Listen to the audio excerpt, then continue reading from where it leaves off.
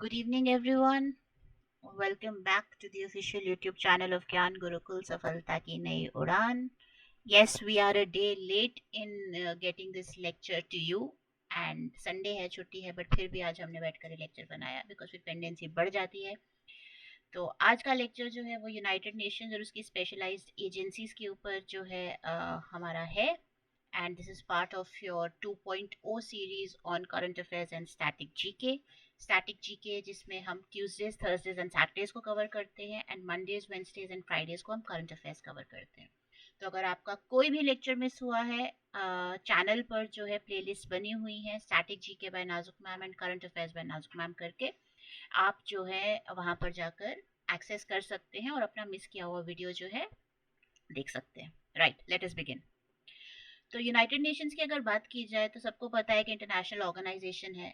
1945 में जब world war to ख़त्म हुआ तो बहुत सारे मतलब लाइव्स जा चुकी थी. Loss of economic as well as personal property हमें देखने को मिला था.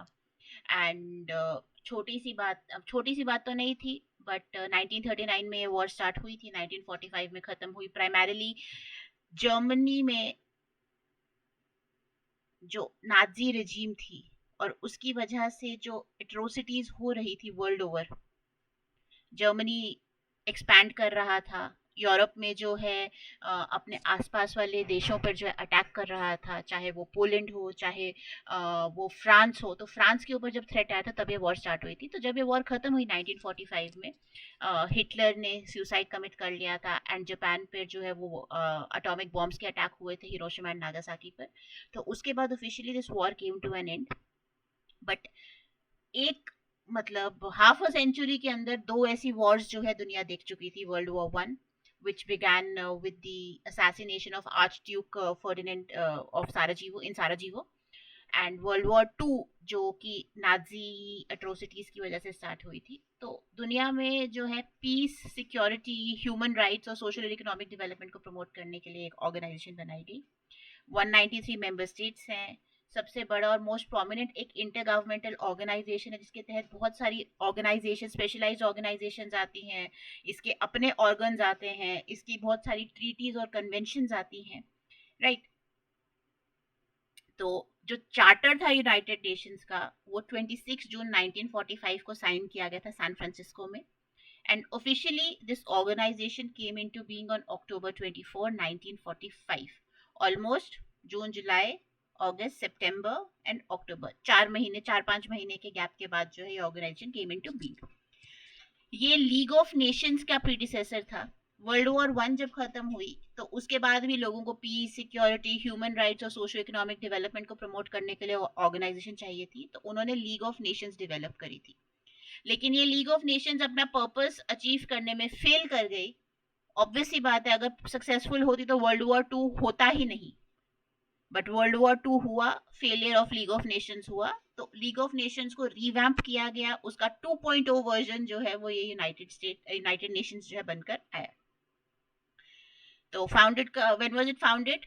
अक्टूबर 24, 1945. चार्टर कब साइन हुआ था? जून 26, 1945 में. हेडक्वार्टर्स कहाँ है? न्यूयॉर्क सिटी, यूएसए में. चार्टर की अगर बात की जाए तो ये फाउंडेशनल ट्रीटी है इस ऑर्गेनाइजेशन की. इसके पर्पस, प्रिंसिपल, स्ट्रक्चर सब इसमें डिफाइन किया जाता है. मेंबरशिप 193 स्टेट्स की है. एंड जो होली सी है, वेटिकन सिटी जो है, उसके अलावा हर एक कंट्री जो है दुनिया में वो इसका मेंबर है. वेटिकन सिटी को ऑब्जर्वर स्टेटस दिया गया है. ऑफिशियल लैंग्वेजेस की बात की जाए तो 6 ऑफिशियल लैंग्वेजेस हैं: English, French, Spanish, Chinese, Russian and Arabic. Spanish को एस्पेनियोल भी बोलते हैं और चाइनीज को मैंडरिन भी बोलते हैं. राइट. तो मैंडरिन जो उनकी ऑफिशियल स्क्रिप्ट है वो है बेसिकली. तो बिगिनिंग में 51 मेंबर स्टेट्स थे 1945 में, अब 193 हैं. द लेटेस्ट मेंबर है साउथ सुडान, एक अफ्रीकन कंट्री है जिसने जुलाई 14 2011 में ज्वाइन किया था. वेटिकन सिटी के बारे में हम पढ़ चुके हैं. ऑब्जर्वर स्टेटस है बट वोटिंग राइट्स नहीं है. और अगर फंडिंग की बात की जाए तो लार्जेस्ट कंट्रीब्यूटर कौन है? यूनाइटेड स्टेट्स है. which is responsible for 22% of the regular budget and 25% of the peacekeeping budget. Peacekeeping forces जो है यूनाइटेड नेशंस मेंटेन करके रखता है, एंड उसका जो 25% बजट है वो यूनाइटेड स्टेट्स कंट्रीब्यूट करता है. मेजर कंट्रीब्यूटर्स बाकी कौन है? China, Japan, Germany, European Union. हर एक मेंबर स्टेट कुछ ना कुछ कंट्रीब्यूट करता है. Excuse me. मेन ऑर्गन्स की अगर बात की जाए तो एक जनरल असेंबली है जहाँ पे हर एक मेंबर स्टेट को जो है इक्वल रिप्रेजेंटेशन दिया जाता है. सिक्योरिटी काउंसिल है जो कि इंटरनेशनल पीस और सिक्योरिटी के साथ डील करती है. इसमें 15 मेंबर्स होते हैं जिसमें से 10 नॉन परमानेंट होते हैं, एंड हर दूसरे साल जो है इनका इलेक्शन होता है. और 5 जो है परमानेंट मेंबर्स होते हैं. 5 परमानेंट मेंबर्स का वीटो पावर है. वीटो पावर क्या है? अगर एक भी मेंबर कह दे कि ये नहीं करना तो वो डिसीजन वहीं पर जो है ड्रॉप कर दिया जाता है. तो USA, UK, Russia, China and France, these are the 5 permanent members जिनके पास वीटो पावर है. बाकी 10 नॉन परमानेंट मेंबर्स हैं जो हर दूसरे साल जो है इलेक्ट किए जाते हैं. इनफैक्ट इसी सिक्योरिटी काउंसिल के रिफॉर्म्स के लिए इंडिया जो है बहुत जद्दोजहद कर रहा है. वो कह रहे हैं कि ये 5 मेंबर्स जियोपॉलिटिकल सिचुएशन को दर्शाते थे 1945 में, लेकिन आज की डेट में जो जियोपॉलिटिकल सिचुएशन है वो थोड़ी सी अलग है. एंड आज की डेट में there are emerging economies, there emerging world leaders, there emerging global powers which are other than these 5 countries. तो उनको भी जो है रिप्रेजेंटेशन मिलना चाहिए. ये जो 5 परमानेंट मेंबर्स हैं इसको एक्सपैंड करके जो है कुछ और मेंबर्स को इंक्लूड करना चाहिए. जैसे ब्राजील है, साउथ अफ्रीका है, इंडिया है, जापान है, इन सबको भी इसमें इंक्लूड करना चाहिए. फिर आती है बारी इंटरनेशनल कोर्ट ऑफ जस्टिस की, जो एक जुडिशियल बॉडी है जो स्टेट्स के बीच के डिस्प्यूट्स को सेटल करती है. सेक्रेटेरिएट है जो डे टू डे वर्क करता है. इकोसॉक है, इकोनॉमिक एंड सोशल काउंसिल, जो international economic, social and environmental issues के साथ डील करती है. और लास्टली इनका मेन ऑर्गन है ट्रस्टीशिप काउंसिल, जो ट्रस्ट टेरिटरीज बनी हुए हैं ओवरसी, तो उसको ओवरसी करती हैं. अब लार्जली इनएक्टिव है क्योंकि अब जो है most of this countries, 99.99% of the countries जो है वो फ्री हैं, इंडिपेंडेंट है, सॉवरेन स्टेट्स हैं. तो इस आज की डेट में लार्जली इनएक्टिव है. फंक्शंस की बात करें तो पीस कीपिंग एंड सिक्योरिटी इनका फंक्शन है. पीस कीपिंग मिशंस जो डिप्लॉय करे जाते हैं कॉन्फ्लिक्ट जोन्स में ताकि सीज फायर मेंटेन किया जा सके, पॉलिटिकल स्टेबिलिटी लाया जा सके. तो आज की डेट में almost 12 active peace keeping missions world wide चल रहे हैं. सिक्योरिटी काउंसिल का भी काम पीस कीपिंग एंड सिक्योरिटी का है. एंड कॉन्फ्लिक्ट रेजोल्यूशन की जो बात है कि आपने कॉन्फ्लिक्ट को बहुत एमिकेबली और पीसफुल तरीके से डिप्लोमेटिकली जो है डिप्लोमेटिक नेगोशिएशन और मीडिएशन एफर्ट्स करके जो है उसको सुलझाना है. जैसे सीरिया में, यमन में, साउथ सुडान में, for that matter even Afghanistan में जो तालिबान के साथ जो टॉक्स हो रही थी जिसकी वजह से यूएस ने एग्जिट करा था. Again that was one part of the peace keeping and security missions of the United nations. Human rights की बात करें तो ह्यूमन राइट्स काउंसिल है जो ह्यूमन राइट्स को प्रमोट करती है और प्रोटेक्ट करती है ग्लोबली. इन्वेस्टिगेशंस होल्ड करती है, मॉनिटर करती है, रिपोर्ट करती है वायलेशंस का. More over there is a universal declaration of human rights जो 1948 में अडॉप्ट किया गया था, जिसने कहा था कि ह्यूमन राइट्स जो है यूनिवर्सल है एंड यूएन के ह्यूमन राइट्स वर्क का बेसिस है. इसके अलावा ह्यूमैनिटेरियन एड एक फंक्शन है. यहाँ पे भी क्राइसिस होती हैं, जहाँ पर भी नेचुरल डिजास्टर्स या आर्म्ड कॉन्फ्लिक्ट्स या पैंडेमिक्स होते हैं, वहाँ पर लोगों तक जो है मदद पहुँचाना, चाहे वो इकोनॉमिक मदद हो, चाहे वो फूड, हेल्थ, इन सब चीज़ों की मदद हो, वो प्रोवाइड करना. राइट. तो जो ऑफिस है कोऑर्डिनेशन ऑफ ह्यूमैनिटेरियन अफेयर्स का, वो इसको देखता है. Sustainable development goals, again that is part of United Nations का ही मैंडेट है. 2015 में ये 17 गोल्स आए थे with 169 targets. And they aim कि हम सोशल, इकोनॉमिकली एंड एनवायरमेंटली हम कैसे सस्टेनेबल बनाएं अपने एनवायरमेंट को, अपने इर्द गिर्द नेबरहुड्स को. तो 2030 तक अचीव करने हैं.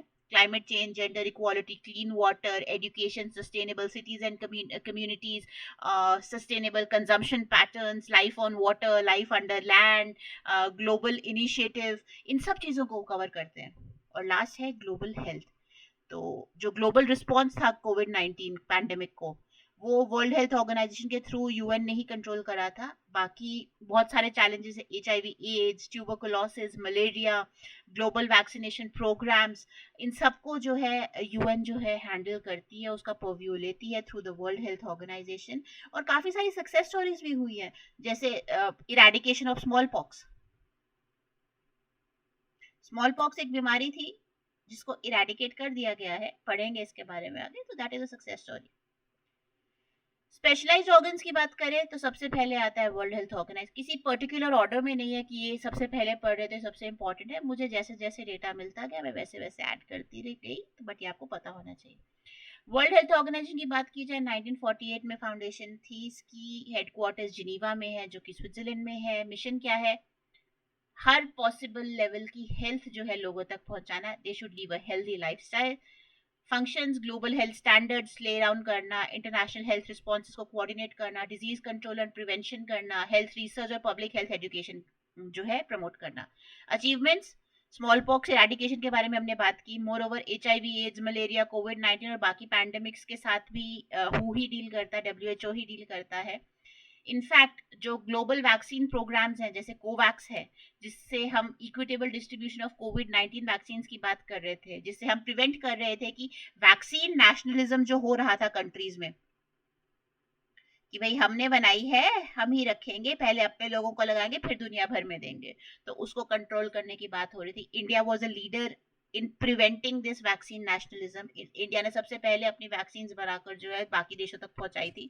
हाँ, वो अलग बात है कि अब वो वैक्सीन जो है वो अंडर स्क्रूटिनी आ रही है कि उनके क्या साइड इफेक्ट्स रहे हैं या ना रहे हैं, बट यस, ऐसे ग्लोबल वैक्सीन प्रोग्राम्स को हु जो है डील करता है। फिर आता है इंटरनेशनल लेबर ऑर्गेनाइजेशन, ये 1919 में इसकी फाउंडेशन जो है की गई थी। एंड यूएन से पहले इसने यूएन स्पेशल इसने बेसिकली यूएन से पहले बना हुआ था, यूएन को इसने 1946 में ज्वाइन करा है। ह्यूमन और लेबर राइट्स को प्रमोट करता है, जो आपकी वर्किंग पॉपुलेशन है, जो एम्प्लॉयड एम्प्लॉयज है, उनकी पॉपुलेशन को जो है उनकी राइट्स को जो है प्रमोट करता है। तो लेबर स्टैंडर्ड्स जो है वो सेट करना, एम्प्लॉयमेंट क्रिएशन की बात करना, सोशल प्रोटेक्शन, आपका EPFO, PF, ये सब चीज़ें जो है इसके अंडर आती हैं, सोशल सिक्योरिटी नेट सारे कब इसमें आते हैं, और फेयर वर्क कंडीशंस जो है वो प्रमोट करना। फिर आता है UNICEF, United Nations children's fund, 1946 में सेटअप किया गया। इसका headquarter again New York United States में है। तो चिल्ड्रन और मदर्स जो डेवलपिंग कंट्रीज में है उनको ह्यूमैनिटेरियन और डेवलपमेंटल असिस्टेंट देना, right. Focus area child health, nutrition, education, sanitation, emergency relief जो है क्राइसिस सिचुएशंस में। इनके की इनिशिएटिव्स जो हैं मोस्टली आपके चाइल्ड हेल्थ और न्यूट्रिशन और एजुकेशन के साथ जो है रहते हैं, चाइल्ड प्रोटेक्शन को एडवोकेट करते हैं और चिल्ड्रन को ग्लोबली बेनिफिट हो उस चीज़ को प्रमोट करते हैं, राइट। तो this is about UNICEF. World Bank की बात करें 1944 में फॉर्म किया गया था। It is a Bretton Woods organization. Bretton Woods एक कॉन्फ्रेंस हुई थी एंड हेडक्वार्टर इसके वॉशिंगटन DC USA में है। ब्रेटन वुड्स ऑर्गेनाइजेशन आपकी IMF भी है, इंटरनेशनल मॉनेटरी फंड भी एक ब्रेटन वुड्स ऑर्गेनाइजेशन है, and that also comes under the purview of the United Nations. World Bank का क्या है कि भाई पावर्टी हमें रेडिकेट करनी है, हम डेवलपिंग कंट्रीज को लोन्स देंगे सो दैट वो अपना सोशल एंड इकोनॉमिक इंफ्रास्ट्रक्चर जो है उसको इम्प्रूव कर सके, हेल्थ इंप्रूव कर सके, एजुकेशन इंप्रूव कर सके, एग्रीकल्चर इंप्रूव कर सके, अपना इंफ्रास्ट्रक्चर रोड्स रेलवेज ये सब बना सके, राइट। की initiative loans, grants, technical assistance देते हैं, लार्ज स्केल इंफ्रास्ट्रक्चर प्रोजेक्ट्स को सपोर्ट करते हैं। बहुत बार देखते हैं ना वर्ल्ड बैंक ने जी जो है एक अग्रीमेंट साइन किया है फलाने फलाने देश के साथ, उनको जो है उनमें उसमें रेलवेज के साथ कोलैबोरेट कर लिया है या किसी डैम बनाने में कोलैबोरेट कर लिया, तो ये सब चीज़ें वर्ल्ड बैंक के अंडर आती हैं। फिर आता है united Nations high commissioner for refugees, UNHCR, 1950 में जो है फाउंड किया गया। हेडक्वार्टर्स अगेन जिनीवा स्विट्जरलैंड में है। ये रिफ्यूजीज को और जो डिस्प्लेस्ड पर्संस हैं उनको प्रोटेक्ट करता है और सपोर्ट करता है, और उनकी जो वॉलंटरी रिपैट्रिएशन है। वॉलंटरी रिपैट्रिएशन क्या होता है? मैं जी कहीं से भाग गई, अब अगर मैं चाह रही हूँ वहां पे वापस जाना, उसी जगह पर वापस जाना, तो UNHCR इंश्योर करेगा कि हाँ मेरी मर्जी से मैं वापस जाना चाह रही हूँ, तो वो कोशिश करेंगे कि मैं वापस जिस जगह से आई हूँ भागकर वहीं पर सेटल की जा सकूं, इंटीग्रेट हो सकूं, रीसेटल हो सकूं, राइट। तो इमरजेंसी असिस्टेंस और लीगल प्रोटेक्शन भी देता है। अजाइलम सीकर्स हैं, आपके रिफ्यूजीज हैं, स्टेटलेस पर्सन्स हैं जो किसी कंट्री से बिलोंग नहीं करते उन सबको, और ह्यूमैनिटेरियन रिस्पॉन्स भी जो है देता है कॉन्फ्लिक्ट जोन्स में। फिर आता है यूनेस्को। यूनेस्को की वर्ल्ड हेरिटेज साइट्स अभी पिछले लेक्चर्स में पढ़ी है ना हमने। तो 1945 में फाउंड किया गया। हेडक्वार्टर्स कहाँ है? पेरिस, फ्रांस में। इंटरनेशनल कोलैबोरेशन प्रमोट करना आपके एजुकेशन में, साइंस में, कल्चर में और कम्युनिकेशन में। वर्ल्ड हेरिटेज साइट्स को प्रोटेक्ट करना, उनकी वर्ल्ड हेरिटेज कन्वेंशन के थ्रू ये हम पढ़ चुके हैं। एजुकेशन फॉर ऑल है, जहाँ पे वो ग्लोबल एजुकेशन को प्रमोट करते हैं। International Literacy Day, Man and Biosphere Programme, free expression and free press, press के फ्रीडम के इनिशिएटिव्स जो है सारे जो है यूनेस्को के अंडर आता है ये, राइट। IMF वर्ल्ड बैंक की तरह this is also Bretton Woods organization. 1944 में ब्रेटन वुड्स कॉन्फ्रेंस के थ्रू जो है इसकी फॉर्मेशन हुई। Headquarters again Washington DC United States में है। मिशन क्या है? ग्लोबली मॉनेटरी कोऑपरेशन होनी चाहिए, फाइनेंशियल स्टेबिलिटी होनी चाहिए और इंटरनेशनल ट्रेड जो है वो प्रमोट होना चाहिए, राइट। एंड इनके पास स्पेशल ड्रॉइंग राइट्स हैं, जो कि बेसिकली एक इंटरनेशनल रिजर्व एसेट है, जहाँ पे आपकी डिफरेंट करेंसीज की डिफरेंट कॉन्ट्रीब्यूशंस रहती हैं और उसके थ्रू जो है आप हर कंट्री की कॉन्ट्रीब्यूशन के हिसाब से जो है आप ड्रॉ कर सकते हो, आप उसके अगेंस्ट लोन ले सकते हो। तो ग्लोबल लिक्विडिटी को प्रमोट करता है। 2021 एज ऑफ 2021 आईएमएफ ने 650 बिलियन वर्थ ऑफ एसडीआर जो है वो एलोकेट करे थे। 189 मेंबर कंट्रीज हैं। तो fiscal policy, monetary policy, economic reforms पे पॉलिसी एडवाइस देता है। 1991 में इंडिया में जो एलपीजी रिफॉर्म्स आए थे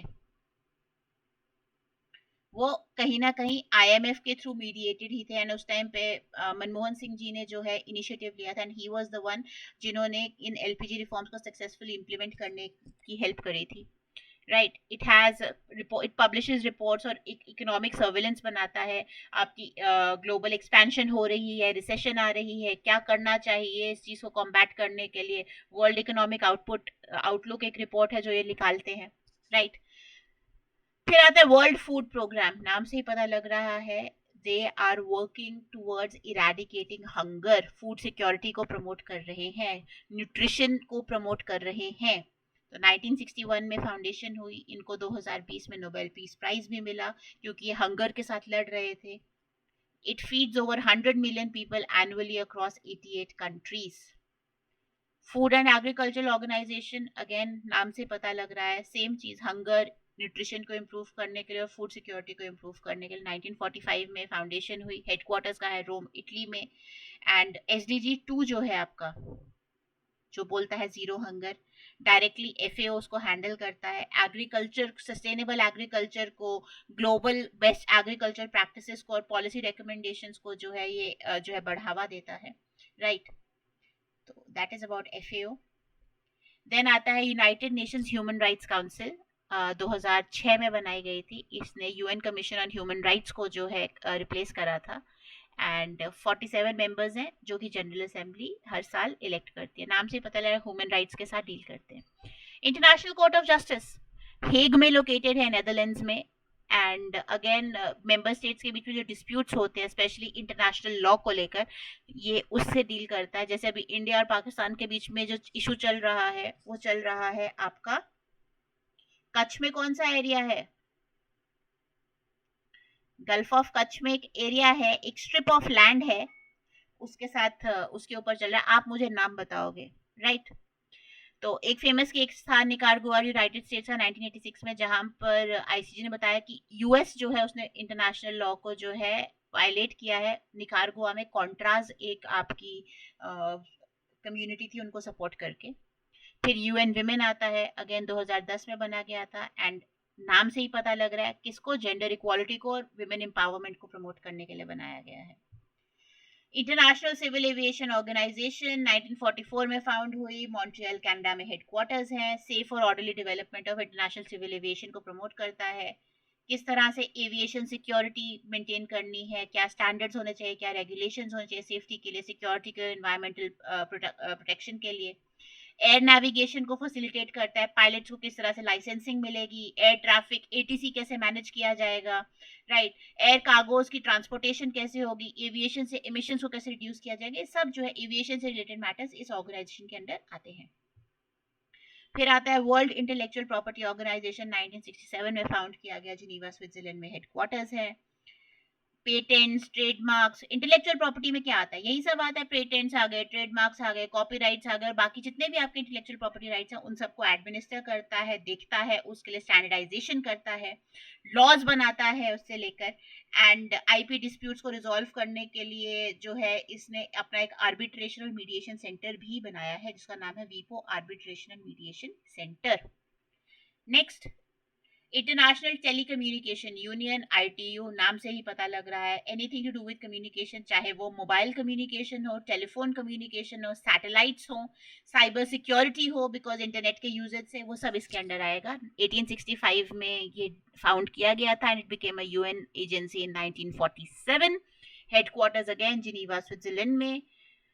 रेडियो फ्रीक्वेंसीज एलोकेशन और सैटेलाइट ऑर्बिट्स को एलोकेट करने में ग्लोबली जो है कोऑर्डिनेशन करता है। मोर ओवर आपके जितने नेटवर्क्स हैं, मोबाइल नेटवर्क्स हैं, उसका ग्लोबल स्टैंडर्ड सेट करता है। 5G अभी लेटेस्ट है तो 5G नेटवर्क्स का स्टैंडर्ड्स करता है, ब्रॉडबैंड एक्सेस के स्टैंडर्ड, साइबर सिक्योरिटी के स्टैंडर्ड, एंड डिजिटल इंक्लूजन को भी प्रमोट करता है कि डिजिटल डिवाइड को कैसे ब्रिज करना है।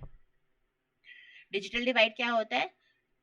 इंटरनेट की लिटरेसी और इलिटरेसी, इंटरनेट लिटरेसी और इंटरनेट इलिटरेसी जो है, कुछ लोगों को इंटरनेट यूज करना नहीं आता, उसको प्रमोट करता है। United nations industrial development organisation 1966 में इसकी एस्टैब्लिशमेंट हुई, हेडक्वार्टर्स हैं ऑस्ट्रिया में, वियना में। मिशन क्या है कि हम किस तरह से सस्टेनेबल और इंक्लूसिव इंडस्ट्रियल डेवलपमेंट जो है वो प्रमोट करें, राइट।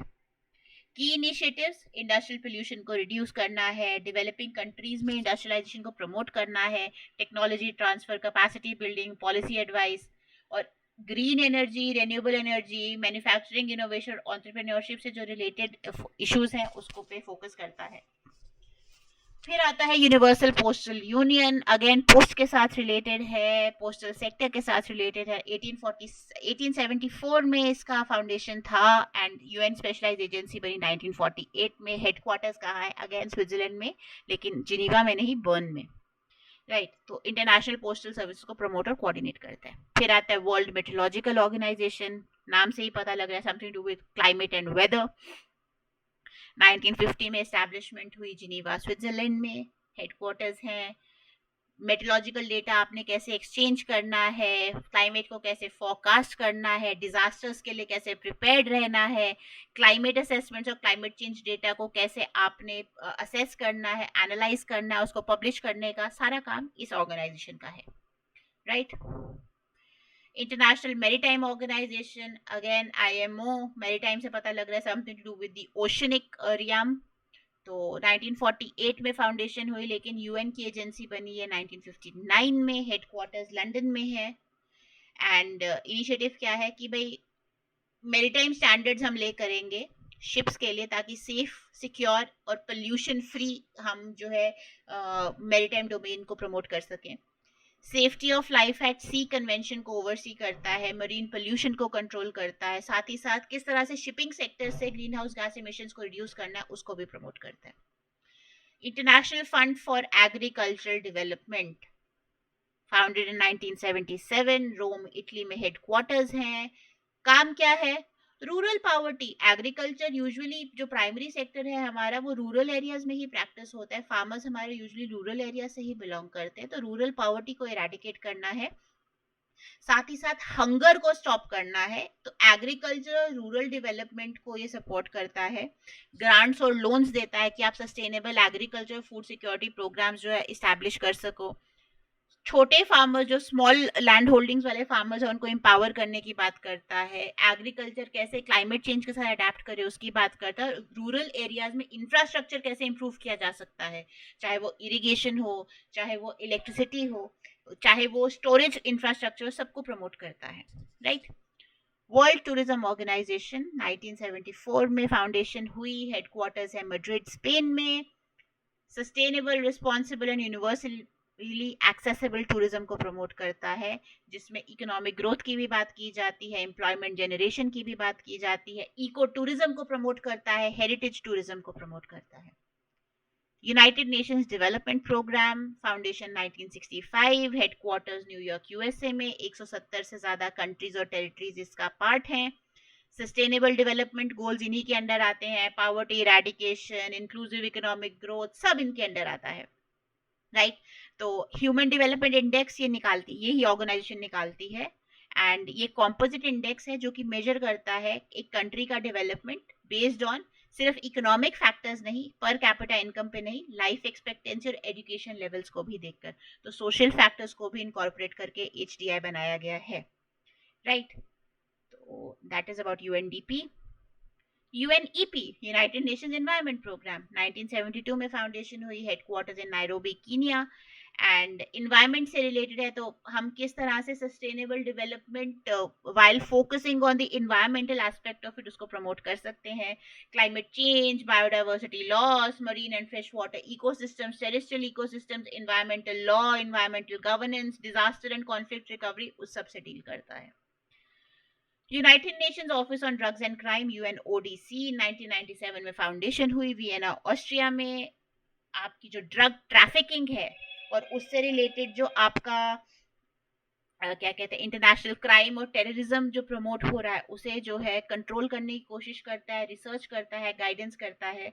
तो ऑर्गेनाइज क्राइम, करप्शन, टेररिज्म के साथ जो है डील करता है, ड्रग ट्रैफिकिंग के साथ डील करता है, साथ ही साथ ह्यूमन ट्रैफिकिंग और क्रिमिनल जस्टिस रिफॉर्म के साथ भी डील करता है।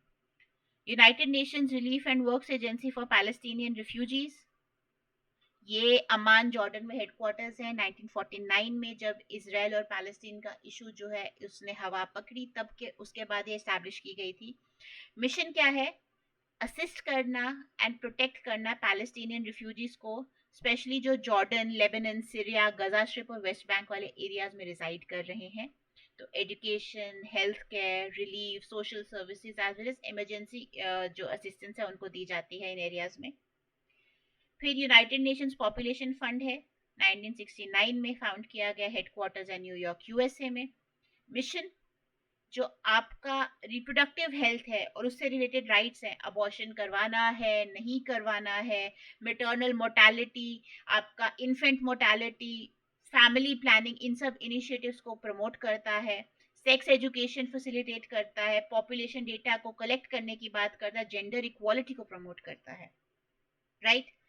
International atomic energy agency, sorry, again 1957 में फाउंडेशन हुई, वियना ऑस्ट्रिया में लोकेटेड है हेडक्वार्टर्स।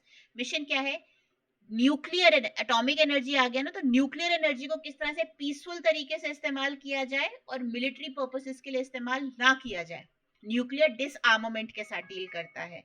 तो जो आपकी न्यूक्लियर नॉन प्रोलिफरेशन ट्रीटी है उसको मॉनिटर करता है, इंश्योर करता है कि जो आपकी कंट्रीज हैं इसके साथ कंप्लाई करें। इसी के अंडर जो है क्या कहते हैं, इसी के अंडर जो है आपकी बाकी सारी जो ईरान के ऊपर जो सैंक्शंस लगाई गई थी अभी रिसेंटली, क्योंकि वो पीसफुली न्यूक्लियर एनर्जी को इस्तेमाल नहीं कर रहा था, इसी के अंडर आती है। तो न्यूक्लियर फैसिलिटीज को इंस्पेक्ट करते हैं कि सेफ तरीके से यूज हो रहा है, और असिस्टेंस देते हैं न्यूक्लियर मेडिसिन और क्लीन एनर्जी के फील्ड में। United Nations Conference on Trade and Development, UNCTAD, headquarters कहाँ है? जिनीवा स्विट्जरलैंड में। फाउंडेशन कब हुई? 1964 में। मिशन क्या है? किस तरह से हम डेवलपिंग कंट्रीज को एक बहुत ही फ्रेंडली तरीके से वर्ल्ड इकोनॉमी में जो है इनकॉर्पोरेट कर सकें, सो दैट उनका जो है किसी भी तरह से उनका जो है शोषण ना हो, किसी भी तरह से उनको एक्सप्लॉइट ना किया जा सके। तो ट्रेड, इन्वेस्टमेंट और डेवलपमेंट इश्यूज पे काम करता है, and it helps developing Nations की वो ग्लोबल ट्रेड में पार्टिसिपेट कर सके, डेट क्राइसिस को रिजॉल्व कर सके और हार्नेस कर सके टेक्नोलॉजी को डेवलपमेंट के लिए। तो अगर यूएन के these were the specialised agencies, अगर अब कुछ एजेंसीज हैं, मे बी मैंने कुछ मिस कर दिया हो, but I try to cover it comprehensively. अगर कुछ मिस हो गया होगा आप खुद से भी ऐड कर सकते हैं, या आप मुझे नीचे कमेंट सेक्शन में बता सकते हैं, मैं उसको कवर कर लूंगी, ठीक है। तो UN role in global security, since 1948-71 peacekeeping mission UN जो है ऑलरेडी करवा चुका है, अभी 12 ऑलरेडी चल रहे हैं। ब्लू हेलमेट्स, जिनको ब्लू बेरेज भी बोला जाता है, BERETS, बेरेज एक तरह की कैप होती है, ऐसे वो साइडवेज पहनते ना, ऐसे कर वाली कैप, ऐसे ऊपर से वो जो फ्रेंच लोग पहनते थे कैप, सॉरी ड्राइंग थोड़ी सी ऐसी है। तो यूएन पीस कीपर्स इनको बोला जाता है। 1988 में इनको नोबेल पीस प्राइज मिला था क्योंकि इन्होंने कॉन्फ्लिक्ट जोन्स में अपनी सर्विस दी थी। तो यूएन सिक्योरिटी काउंसिल का अगेन इसमें रोल है, हम कवर कर चुके हैं। अचीवमेंट्स पीस एंड सिक्योरिटी को प्रमोट करते हैं, न्यूक्लियर डिसआर्मामेंट और नॉन प्रोलिफरेशन को भी प्रमोट करते हैं, ह्यूमन राइट्स को प्रोटेक्ट करते हैं, ह्यूमैनिटेरियन एड देते हैं। ये सारा हम पीछे पढ़ चुके हैं, इसको अब जस्ट मैं एक समराइज कर रही हूँ, तो आप इसको डिटेल में पॉज करके वीडियो को आराम से पढ़ सकते हैं, but we have already gone through this.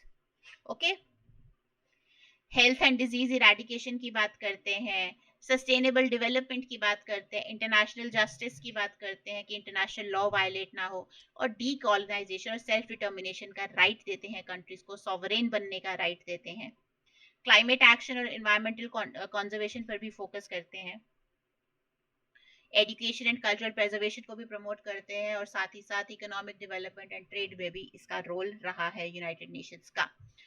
तो this is all about United Nations. अगर चैलेंजेस की बात करें तो climate change is a challenge which is facing the United Nations, refugee crisis, इतना ज्यादा ग्लोबल इंस्टेबिलिटी हो रही है, चाहे वो इसराइल पैलेस्टीन में हो, चाहे वो आपके सूडान वाले एरिया में हो, चाहे वो सीरिया में हो, चाहे वो लेबनान में हो, कहीं पर भी जो है बहुत सारी जगह, इनफैक्ट इन्वायरमेंटल रिफ्यूजीज जो है आपके, जो इन्वायरमेंटल डिजास्टर की वजह से एक जगह से निकल रहे हैं, म्यांमार में आपका जो चकमाज है आपके, बांग्लादेश में अभी आपको एक एक्सोडस देखने को मिला अभी रिसेंटली जब शेख हसीना की रजीम गिरी, तो उन सब के साथ जो है यूनाइटेड नेशंस डील करता है। यूक्रेन वॉर की वजह से इतने सारे रिफ्यूजीज हैं, और पीस कीपिंग चैलेंजेस तो है ही हैं, सेक्सुअल अब्यूज का हमेशा से रहा है, इनइक्वालिटी की बात हमेशा से रही है, तो इन सब चीज़ों के साथ जो है यूएन को अभी भी डील करना है, but the future is bright.